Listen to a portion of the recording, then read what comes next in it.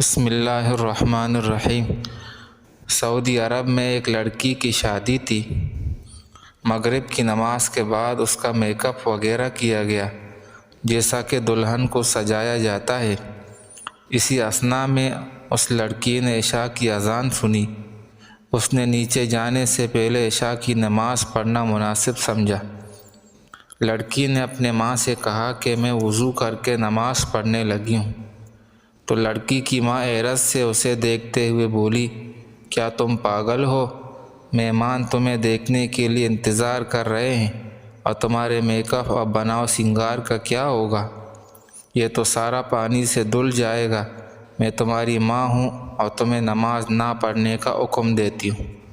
اور کہا، واللہ اگر تم نے ابھی وضو کیا تو میں تم سے ناراض ہو جاؤں گا۔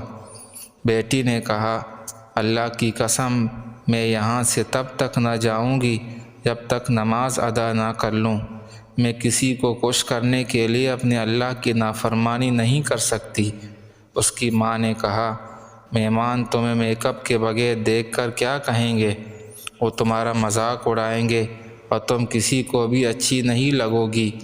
لڑکی ماں کی بات سن کر مسکراتے ہوئے بولی، آپ اس لیے پریشان ہو رہی ہو کہ میں لوگوں کی نظر میں خوبصورت نہیں لگوں گی، لیکن میں تو اپنے پیدا کرنے والے کی نظر میں خوبصورت بننا چاہتی ہوں۔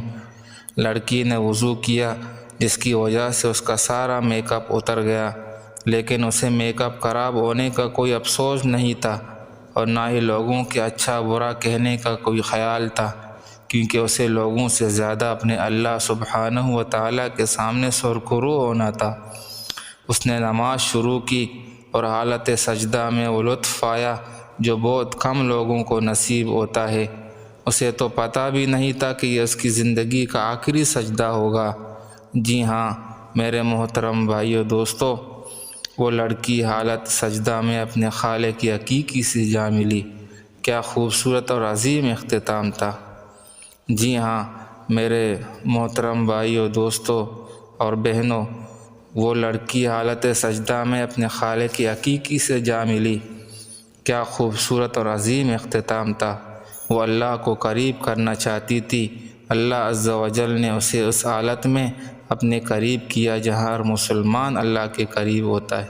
میرے بھائیو دوستو، اس واقعہ کے اندر ہماری ماؤں بہنوں کے لیے ایک سبق ہے، جو میک اپ کے بہانے سے، شادی کے بہانے سے کئی وقت کی نماز کو اڑا دیتے ہیں۔